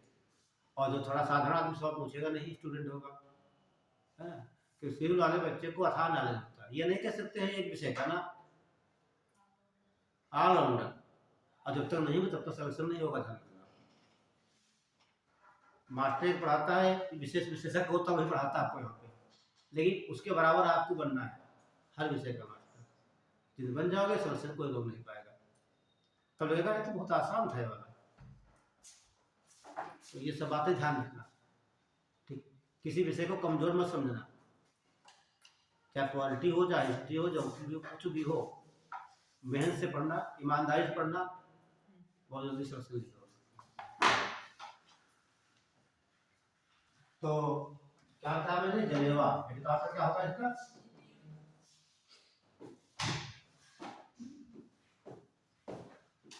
जेनेवा। कहाँ पड़ेगा? लेना स्विट्जरलैंड, स्विट्जरलैंड, स्विट्जरलैंड। ये यूरोप का एक देश है, इसे दुनिया का स्वर्ग कहा जाता है। भारत का स्वर्ग किसे कहते हैं? कश्मीर को, कभी मौका जानना। और विश्व का स्वर्ग स्विट्जरलैंड, छोटा सा देश है, कभी मौका मिले। ठीक है, तो पहले अपने भारत के स्वर्ग को देखेंगे, बाद में विश्व का देखते, तमाम संगठन जाकर देख लेना है। हाँ, तो बता इसीलिए रहे थे, ठीक। ये रिपोर्ट जारी करता है, इसने 1950 में रिपोर्ट जारी किया। 1900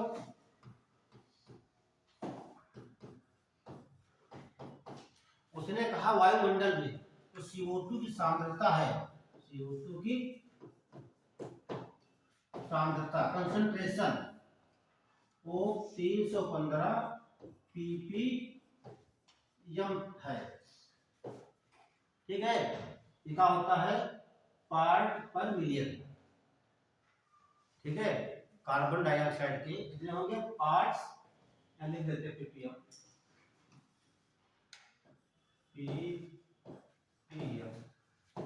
पार्ट्स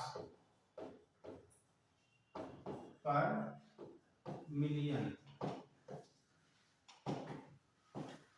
हिंदी में लिखेंगे तब भी ऐसे रहेगा, ठीक है। ppm इतने थे, लेकिन बात करेंगे जो वर्तमान है, वर्तमान वर्तमान में इसकी सांद्रता कितनी है? 415 ppm है। लेकिन इसी तरह यह प्रदूषण बढ़ता रहा, इसी तरह बढ़ता रहा, तो 21वीं शताब्दी के लास्ट तक ये संख्या पहुंच जाएगी 650 से 950 ppm तक ये पहुंच जाएगी। जब इतना पहुंच जाएगी तो पृथ्वी का नॉर्मल टेम्परेचर है, कितना टेम्परेचर है पृथ्वी का? अच्छा अपनी बॉडी बताइए मुझे, आप लोग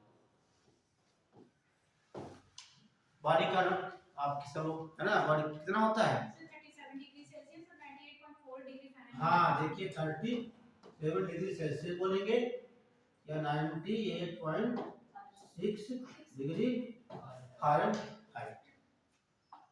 ठीक है, तो ये हमारी बॉडी का नॉर्मल टेम्परेचर होता है। ऐसे हमारी पृथ्वी का तो भी नॉर्मल टेम्परेचर है, कितना होता है? 7 या 15 डिग्री सेल्सियस। पृथ्वी का क्या है? पृथ्वी का सामान्य तापमान 15 डिग्री सेल्सियस रहता है। नोट कर लेना, सब पूछे आते हैं। ठीक है, पृथ्वी का सामान्य तापमान कितना है? तो आप सोचोगे हमारे भाई हमारा जितना रहता है इससे ज्यादा होना चाहिए। जब मिट्टी खोदते गर्म निकलती है, हमसे ज्यादा है पानी गर्म निकलता है ना। ये औसत की बात कर रहा है। पृथ्वी का औसत तापमान कितना है? 14.7 डिग्री सेल्सियस या 15 डिग्री सेल्सियस। जब इनकी मात्रा कंसंट्रेट इतना बढ़ जाएगा पीपीएम का, तो उस समय जो पृथ्वी का टेम्परेचर है 6 डिग्री सेल्सियस इसमें वृद्धि हो चुकी होगी, और इतने पे आपके ग्लेशियर सब पिघल चुके होंगे। ठीक है, आगे बात करेंगे ग्लेशियर की जब पढ़ाएंगे आपको ग्रीन हाउस गैस। तो ये आप नोट कर सकते हैं यहाँ पे। ठीक है, तो 1950 में कार्बन डाइऑक्साइड की सांद्रता कितनी थी? 315 ठीक ppm पार्ट्स पर मिलियन, और वर्तमान में कितनी है? 415 पार्ट्स पर मिलियन है। लेकिन 21वीं सदी के लास्ट तक कितनी हो जाएगी? ये संभावना इतनी ही हो जाएगी। जब इतनी हो जाएगी टेम्परेचर पृथ्वी का इतना बढ़ चुका है। ठीक है, ध्यान रखना। ठीक है, तो आगे लिख लीजिए।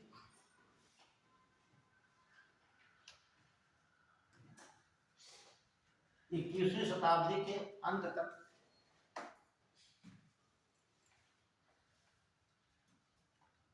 पृथ्वी के तापमान में 6 डिग्री सेल्सियस की वृद्धि होने की संभावना है।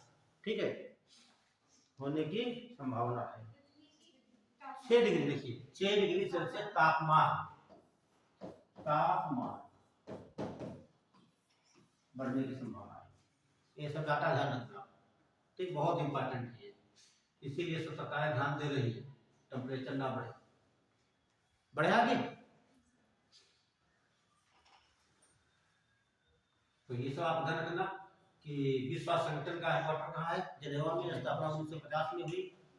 ठीक है, और उसने जारी किया 1950 में, बताया कि कार्बन डाइऑक्साइड, हाँ एक पॉइंट लिखिए नोट करके, एक पॉइंट यह देखिए CO2 की सांद्रता बात करें, यह 278 ppm है। कितनी है? ppm है। ठीक है, तब जो है कि इसका परसेंटेज की बात करते हैं, परसेंटेज की, किसका परसेंटेज? CO2 का परसेंट कितना है? 0.03%। ये इतने निकाला जाता है। यदि 278 पार्ट पर मिलियन है, तो उस समय वायुमंडल में CO2 की मात्रा कितनी है? इतनी। ठीक, तो अब देखिए जो बढ़ चुकी है, ठीक है, तो ज्यादा होगी इसकी मात्रा। वर्तमान में कितनी है? 415 ppm है। ठीक है, तो इससे ज्यादा आंकड़े आएंगे, और जब आप पहुंच जाएगी 900 के आसपास, तो यह हो जाएगा हमें लग रहा है कि ये पूरा 3 तो हो ही जाएगा, है ना, 3 डिग्री तो हो ही जाएगा ये। तो ये इतने पे इतना टेम्परेचर परसेंटेज है CO2 का वायुमंडल। अगला डाल लीजिए CO, कार्बन मोनोऑक्साइड।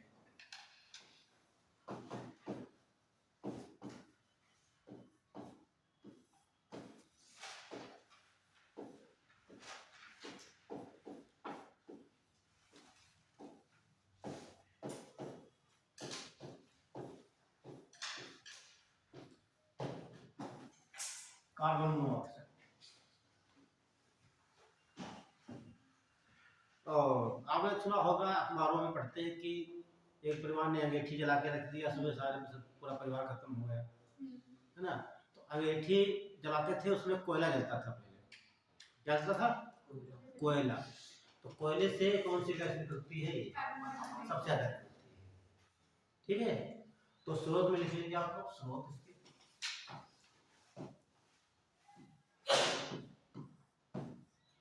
स्रोत क्या हो जाएंगे?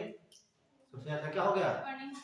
कोयले खदानें लिख लीजिए, कोयला लिख लीजिए, कोल, कोयला ज्यादा हो जाएगा। दूसरा लिख लीजिए खनिज तेल के दहन से, खनिज तेल के दहन से। खनिज तेल में पेट्रोलियम भी आ जाएगा और पेट्रोल भी आ जाएगा, डीजल भी आ जाएगा। या ऑटोमोबाइल खनिज तेल के दहन से।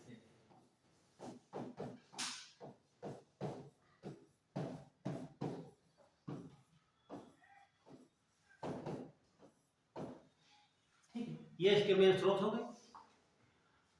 तो ये लगभग 50% है। कितना है? 50। जितनी पोल्यूटेंट गैसें सब में मात्रा इसकी की जाता है, आधे में CO2 और आधे में। क्यों? देखिए कोयला बहुत जलता है, जैसे NTPC आधारित है, ठीक है। जब आप आग जलाएंगे तो ये लकड़ी, कोयले तो है आपका, है ना। लकड़ी क्या है? वो कार्बन तो है ये आपका, तो कोयला ये जो लकड़ी आता है, जंगल जलते हैं, जो भी जलता है, आग में तापते हैं, तो ये गैस निकलती है कहाँ? Carbon monoxide. इसलिए इसकी मात्रा ज्यादा है। जितने वाहन चल रहे हैं, कितने वाहन, रोड देखिए आप, जगह नहीं मिलती। यहाँ तक कम है, दिल्ली वगैरह में देखिए,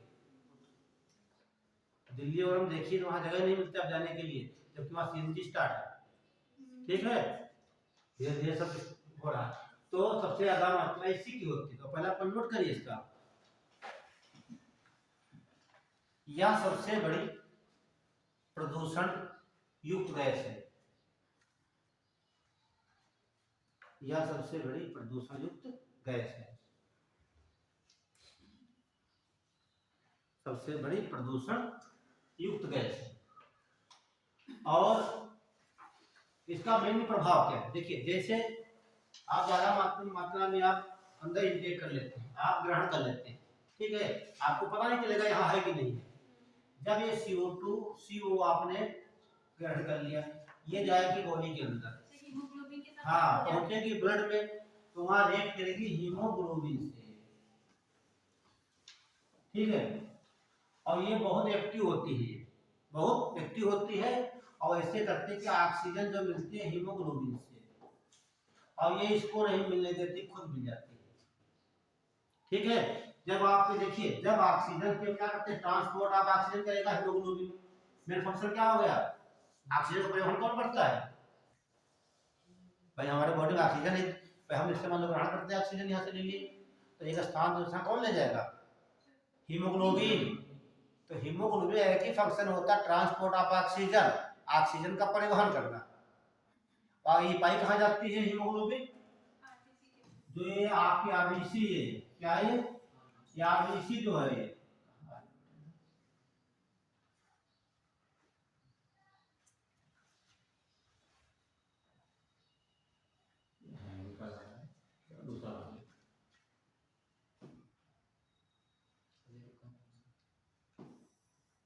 ये आपकी क्या हो गई? RBC। उसके अंदर जो होता है ये पार्ट, ये इसे कहा जाता है हीमोग्लोबिन, ठीक है। और इसका डायमीटर होता है 2 माइक्रोन, और लेंथ इसकी होती है 7.2 माइक्रोन होती है। उसके अंदर केवल हीमोग्लोबिन होती है, ठीक है। और यही हीमोग्लोबिन क्या करती है? क्रिया होती है आपके लंग्स में। तो हीमोग्लोबिन जो है ये क्या करती है? प्लस मिल जाती है ऑक्सीजन से, एक से पहुंच जाती है, ये बन जाती है ऑक्सी हीमोग्लोबिन, ठीक है। ये काम होता है। तो हीमो ऑक्सीजन क्या मिल गई हीमोग्लोबिन से, ये हो गई ऑक्सी हीमोग्लोबिन, ये काम इसका होता है, हमें कोई समस्या नहीं होता है। और जब ये हीमोग्लोबिन से कौन बाइंड कर गया, कार्बन मोनोऑक्साइड, तो इसको अलग कर दिया, तो हमें सांस लेने में क्या होगी, समस्या होगी, प्रॉब्लम होगी, तो हमारा दम घुटने लगेगा। दम घुटकर हम क्या करेंगे, अरे वाह मर जाएंगे। ठीक, तो इसीलिए इसे दम घोटू गैस भी कहा जाता है। कुछ पूछा गया किसे बोलते हैं, दम घोटू गैस। तो पहला पढ़ लिखिए, टेम्परेरी गैस है, लास्ट हाँ में था मैंने। पहला पढ़ लिखिए, CO को दम घोटू गैस भी कहा जाता है। दम घोट दिया, दम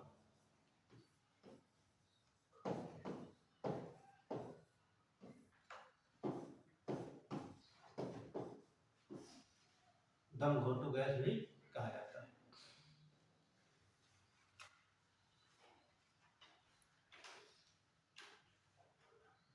तो भाई ठीक है, लगे क्योंकि आगे एक लाइन लिखिए, क्योंकि शरीर में प्रवेश करने के बाद या हीमोग्लोबिन के साथ मिल जाती है, हीमोग्लोबिन के साथ मिल जाती है,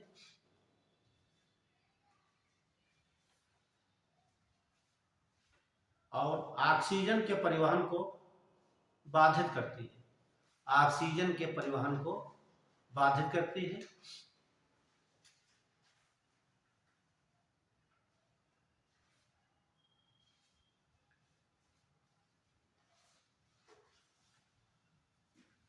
ऑक्सीजन के परिवहन को बाधित करती है, तो आगे बाधित हो जाएगी, सांस लेने में समस्या होगी, इसलिए दम घुटू गैस करती है।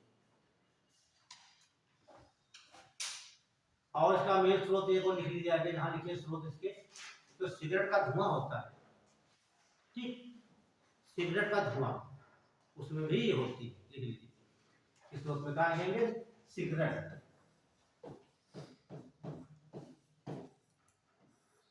अच्छा, सिगरेट का धुआं जो होता है उसमें क्या क्या होता है, ये तो बेंजीन होता है, क्या होती है, बेंजीन होती है, और हाइड्रोजन, देखिए ये तो हो गया बेंजीन, दूसरा हो गया CO, ठीक, अगला होता है हाइड्रोजन साइनाइड, और इसके अलावा ये जो तंबाकू में कौन सी होती है, हाँ निकोटीन, निकोटीन पाउडर, ये इसमें निकलते हैं। अभी आप देखेंगे इनका प्रभाव क्या होता है, ठीक है, ये सब बताएंगे अभी आपको। उसके बाद देख लीजिए, 4 क्वेश्चन में बता दिया आपको, हाँ हो गई, बता पढ़ना इसमें। अब डाल लीजिए disease, disease by air pollution, ये बहुत इंपॉर्टेंट है, डिजीज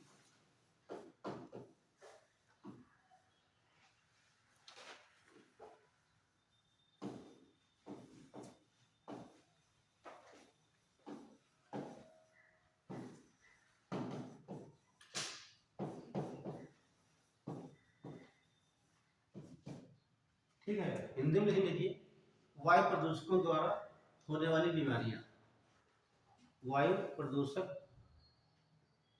प्रदूषकों से होने वाली बीमारियां,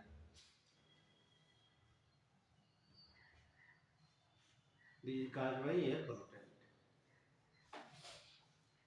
तो कुछ है, नोट कर लीजिए और साल समझते चलिए, और सवाल सीधे पूछेगा, सीधे पूछता है कौन सी बीमारी मैच करने को आता है। अब हम बताएंगे क्योंकि हाथ से तो कई बार पूछा गया सवाल, जब हम कहते हैं कई बार पूछा गया, तो आप लोग जाना है सॉल्व करना चाहते हैं, ठीक है, कोई पेपर उठा लेना, ठीक, UPSC का हो चाहे UPPCS का हो, कोई भी वनडे एग्जाम हो, जहाँ बात आएगी प्रदूषण की आएगी और साइंस की आएगी, आपको यहाँ सवाल देखने को मिलेगा। तो एक बात कर लेते, सबसे पहले मैंने क्या लिखा था, बेंजीन, लेकिन आपके बॉडी में बेंजीन की मात्रा अधिक हो जाती है, ठीक, क्या बेंजीन, तो लिख लिए बेंजीन।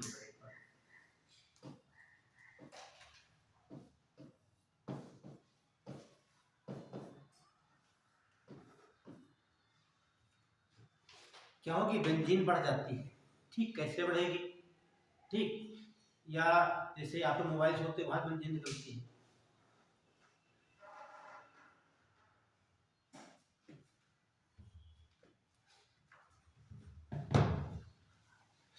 बेंजीन। उसके अलावा कहाँ से मिलती है आपको? गैसीय के धुआं से मिलती है।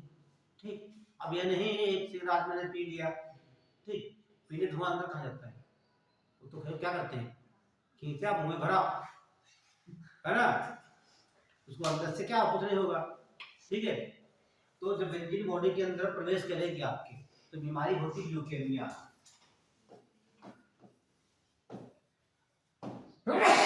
Leukaemia, leukaemia. यहाँ इतने बच्चे बैठे, मेरी किसने साइंस क्लास की, किसी ने तो पढ़ाया होगा सर्कुलेटरी सिस्टम, ब्लड वगैरह पढ़ाया होगा, हार्ट नहीं किया तो नहीं पता होगा। इसे कहते हैं ब्लड कैंसर।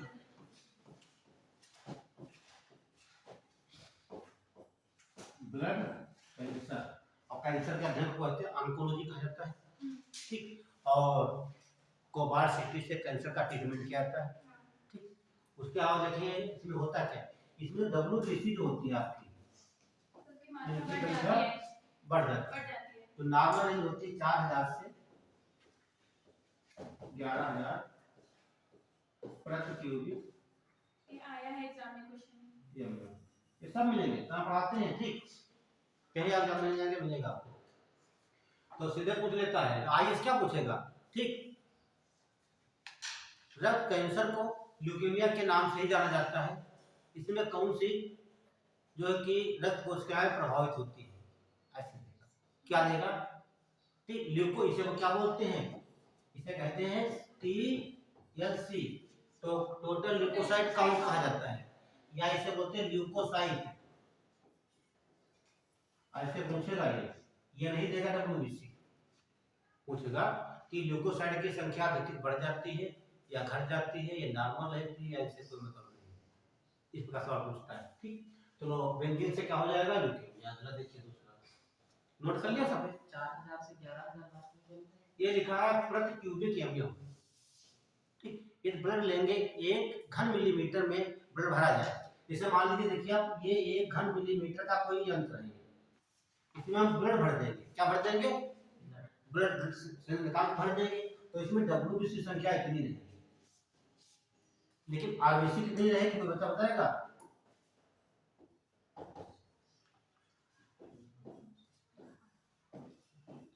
$50 लाख प्रति क्यूबिक मीटर, ठीक है, 50 लाख लगती है, या 5 मिलियन का जाता है। ठीक, तो WBC की संख्या कितनी होती है, सीधे 4000 से 11000, और RBC संख्या कितनी होती है, 50 लाख प्रति क्यूबिक घन मिलीमीटर।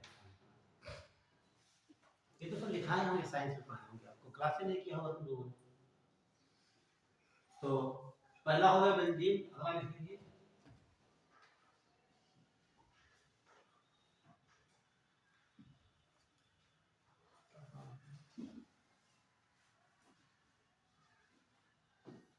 मरकरी।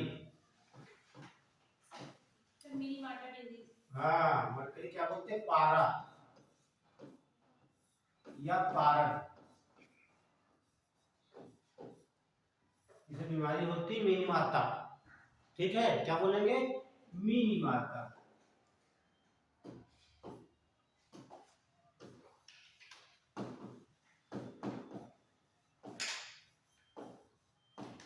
मिनी माता। आगे लिखे, सबसे पहले जापान में देखी गई मछलियों में, जापान में मछलियों में, ठीक, सबसे पहले बीमारी देखी गई जापान में मछलियों में देखी गई। अगला लिखेंगे,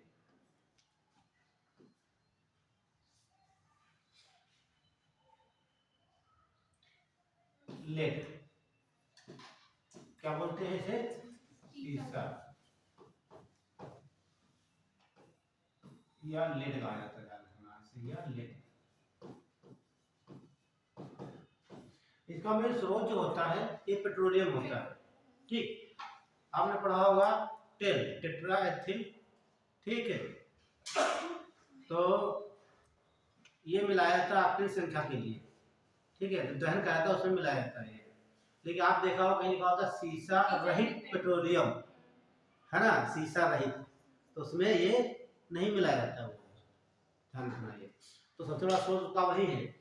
तो यदि आपकी बॉडी के अंदर ये पहुंच जाता है, ठीक, तो आपकी किडनी फेल हो जाएगी, किडनी काम करना बंद कर देगी। तो क्या हो जाएगा, लिखिए किडनी फेल, किडनी फेलर। दूसरा आपका हो जाएगा, ठीक, नर्वस सिस्टम डैमेज हो जाएगा, तो सोचने की क्षमता क्या हो जाएगी, कम हो जाएगी, ठीक, पागल जैसे लगेंगे आप। तो क्या हो जाएगा, नर्वस सिस्टम, तंत्रिका तंत्र क्षतिग्रस्त हो जाती है।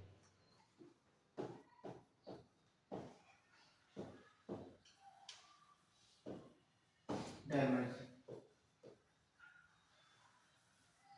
अब तीसरा लिख लेंगे, मसल पैरालाइज।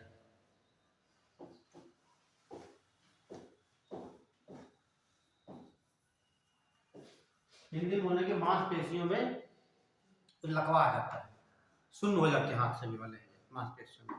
तो हिंदी में लिख लेंगे, गुर्दा काम करना बंद कर सकता है, किडनी फेल हो जाएगी, अगला नर्वस सिस्टम का तंत्रिका तंत्र प्रभावित होगा, और मसल्स जो मांसपेशियां क्या हो जाएंगी, निष्क्रिय हो जाएगी, ठीक, ये हो जाएगा। अगला देखिए आप, नाइट्रेट।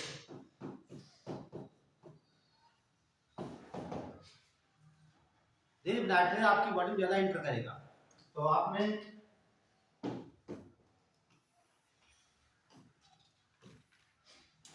नाइट्रेट से होता क्या है, बीमारी होती है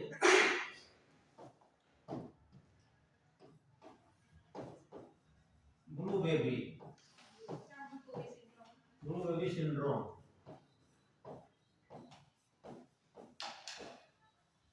पेपर हल किए होंगे, मिला होगा, हाँ, ब्लू बेबी सिंड्रोम होता कैसे, देखिए समझ लीजिए, आपको पढ़ा होगा।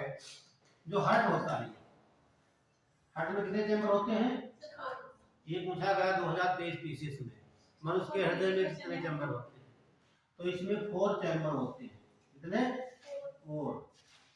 ये right part, right, left, left, ऊपर वाले आर्टिकल, नीचे वर्टिकल होते हैं। लेकिन जब आपकी बॉडी के अंदर नाइट्रेट की मात्रा ज्यादा हो जाती है, जो सेप्टम ये वाला है ये, तो यहाँ पर हो जाता है छिद्र, समझना, ये आपका बॉडी का कोई ऑर्गन हो गया, ये लंग्स हो गए, ध्यान समझना आप लोग, जो नए बच्चे बैठे हैं, देखो जो है पूरा ब्लड कहाँ जाता है, राइट आर्टरी में, यहाँ पर लगे होते हैं 3 वाल्व, इसे कहते हैं ट्राइकस्पिड। तो ब्लड यहाँ से आएगा इसमें, यहाँ से जाएगा इसमें, ये ब्लड होता है इम्प्योर, ये आपका है हार्ट का राइट पार्ट है, ये लेफ्ट पार्ट है। ध्यान रखना, हृदय के दाहिने भाग में हमेशा ब्लड अशुद्ध रहता है, इम्प्योर ब्लड रहता है हृदय के दाहिने भाग में। ये हो गए लंग्स, तो लंग्स में, लंग्स मतलब फेफड़ा, जब फेफड़े ब्लड पहुंचेगा तो सीधे यहाँ बाहर निकाल दी जाएगी CO2, और इसके अंदर मिला ली जाएगी ऑक्सीजन गैस, रक्त हो गया शुद्ध। तो रक्त का शुद्धिकरण कहाँ होता है, फेफड़ों में, हो गया। उसके बाद रक्त यहाँ से निकलेगा, होगा शुद्ध, तो यहाँ पर शुद्ध रहेगा, और यहाँ 2 वाल्व लगे होते हैं, इसे बोलते हैं बाइकस्पिड वाल्व, और यहाँ से ऐसे ये साइकिल चलती रहती है। अब ध्यान से हम कहना चाहते हैं, यहाँ पर ब्लड कैसा इम्प्योर है ना, यहाँ पर प्योर है, ये पर प्योर है। जब ये कट जाएगा बीच से, तो ब्लड दोनों आपस में मिल जाएंगे, पूरी बच्चे की बॉडी हो जाती है नीली, बच्चे की बॉडी क्या हो जाएगी, नीले कलर की, उसे कहा जाता है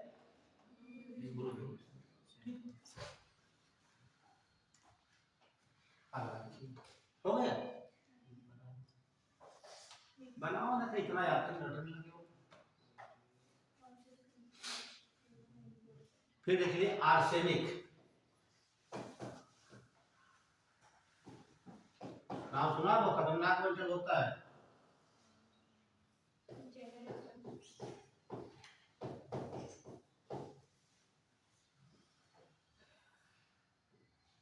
आर्सेनिक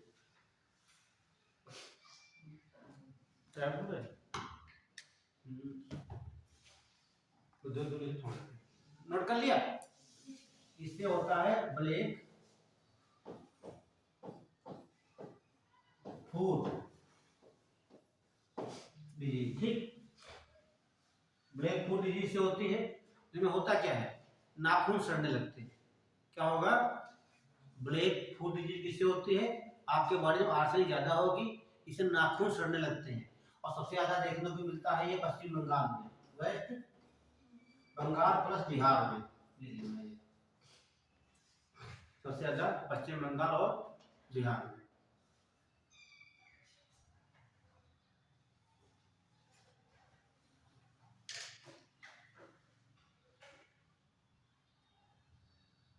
कितने हो गए हैं, 5 हो गए।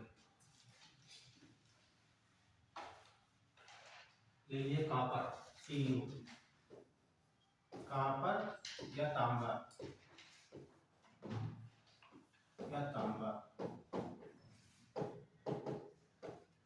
आपकी बॉडी में इसकी अधिकता होगी तो जो कि आपकी आंखें हैं उसमें पीली और छल्ला बन जाता है। क्या बन जाएगा, जब आपका लीवर खराब होता है तो डॉक्टर आपकी आंखें खोल क्यों देखता है ना, तो खराब हो रहा लीवर है, पाचन नहीं हो रहा आंखें। जब आपके बॉडी में लीच की मात्रा ज्यादा हो जाएगी तो लीवर डैमेज हो जाता है, लीवर डैमेज होगा। और डैमेज कब होगा, आपकी आंखों में एक येलो रिंग बन जाएगी, ऐसे पीली पीली एक छल्ला बन जाता है, येलो रिंग बन जाती है आंख में। येलो रिंग कहाँ बनेगी, ये आई आंख में एक पीला छल्ला बन जाता है एक बार। और लीवर बीमारी हो जाती है, उसे विल्सन डिजीज कहा जाता है, विल्सन डिजीज, विल्सन बीमारी हो जाती है। और एक बीमारी और हो जाती है, पार्किंसन बीमारी, तीसरी बीमारी पार्किंसन, ये पूछा जाता है। पार्किंसन बीमारी ये कहाँ होती है, पार्किंसन ये तो होती है आपके लीवर में, लीवर को क्या बोलते हैं हिंदी में, यकृत, ये होती है ब्रेन में। और आपको एक चीज और बता दें, आप लोग जानते नहीं होंगे, हमारे बॉडी के लिए संचालित के लिए, जैसे एक क्लास संचालित करने के लिए टीचर भी होना चाहिए, स्टाफ भी होना चाहिए, कुर्सी होना चाहिए और बोर्ड सब होना चाहिए, उसी प्रकार हमारी बॉडी संचालित होने के लिए हमारे बॉडी में 13 न्यूरोट्रांसमीटर पाए जाते हैं। कितने, 30। उनमें से एक होता है डोपामीन, डोपामीन न्यूरोट्रांसमीटर होता है, ठीक है। और जब इसकी बॉडी में कमी हो जाती है तो आपके बड़े बीमारी हो जाएगी पार्किंसन। आपने अक्सर देखा होगा जिनकी उम्र 60 साल के ऊपर हो जाती है, उनका हाथ नहीं कांपने लगता, कहीं सर ऐसे घूमने लगता है, ऑटोमेटिक बीमारी नहीं होती है वो क्या हुआ, आपके बॉडी में न्यूरोट्रांसमीटर इसकी कमी हो जाती है, तभी बीमारी हो जाती है पार्किंसन। जब कभी ध्यान दीजिए किसी के ब्रेन में चोट लगती है, आप किसी डॉक्टर को दिखाओगे, न्यूरोलॉजिस्ट को दिखाओगे, तो सबसे पहले ये टेबलेट मिल जाएगी आपको, दे देना, ठीक है। तो ये नहीं होगी तो आपका सिर काम ही नहीं करेगा ये, ठीक, डैमेज कर जाएगा। तो सबसे पहले डोपामिन टेबलेट लाया जाता है, काफी महंगी मिलती है। तो ये बीमारी किससे हो गई, कॉपर की अधिकता से, ठीक है। अगला लिख लीजिए फ्लोराइड,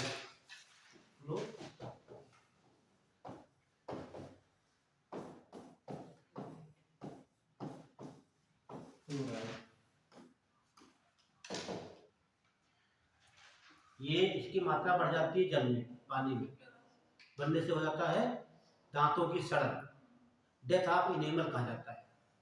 मुझे दांत कैसे सड़ने लगते हैं, ये तो दांतों की बीमारी होती है, विटामिन सी की कमी से होगी, स्कर्वी रोग हो जाता है। सुन ली ध्यान से, आपके मुंह में कितनी बीमारी होती है, ये तो बीमारी होगी आपके मसूड़ों से खून आने लगता है कभी कभी, है ना, मंजा करेंगे तब आ जाएगा, तो समझो आपकी स्कर्वी है, तो आप सीधे विटामिन सी खा लीजिए, पानी में डाल के, गर्म मत करना, गर्म करने से नष्ट हो जाएगी, ठीक। टमाटर कच्चे खा लीजिए, टमाटर के बीज नहीं खाना है, उससे स्टोन बन जाता है। टमाटर के बीज खाने से क्या बनता है, हाँ, गुर्दे का पथरी बनती है, किडनी स्टोन बन जाता है। दूसरी होती है, देखो पेट देखा हो कि बदबू आती है मुंह से किसी के, देखा कभी, अजीब सी बदबू आती है, तो वो पायरिया हो जाती है, वो होती है एंटमीबा जिंजाविलिस से, प्रोटोजोआ से। तीसरी बीमारी होती है फ्लोराइड, जब आप ज्यादा मात्रा में पानी पीते, पानी बढ़ जाते हैं तो आपके दांत सड़ने लगते हैं। उसे कहते डेथ ऑफ इनेमल कहा जाता है।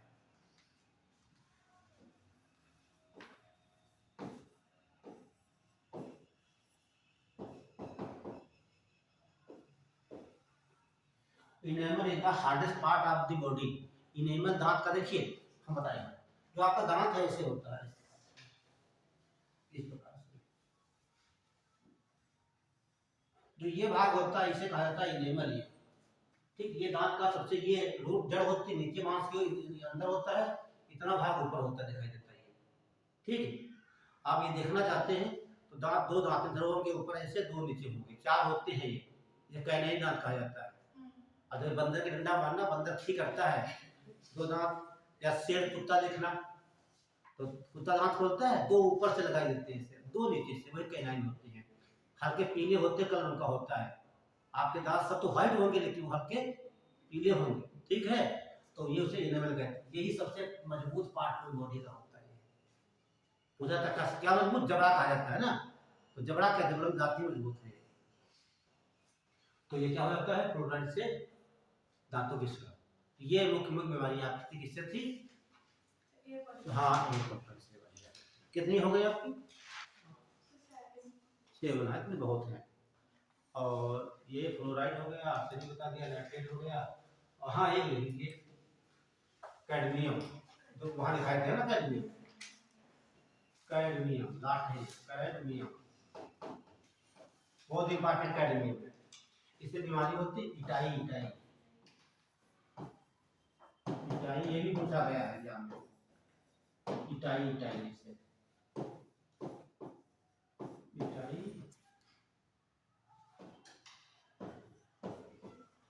ये लास्ट है ठीक, इटाई, इटाई कैडमियम से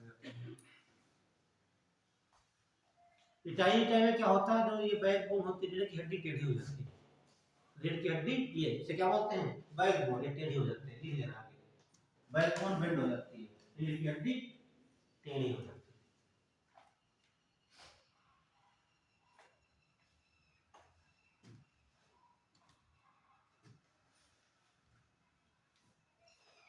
सब हो गई? चलिए यहीं पर स्टार्ट करते हैं। ध्यान लीजिए, ग्रीन हाउस कैसे हम ऐसे पढ़ा देंगे तो हो नहीं पाएगा, लिख लीजिए। अगले हम बात करते हैं ग्रीन हाउस कैसे।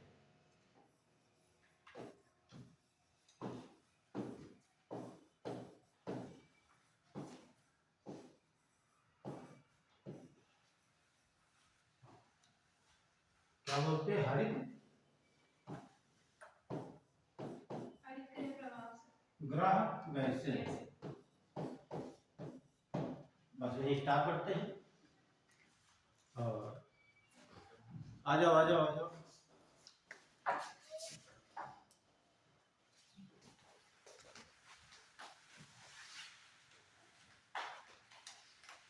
ये सबसे इम्पोर्टेंट है, ठीक है, बंद कर दिए इसे।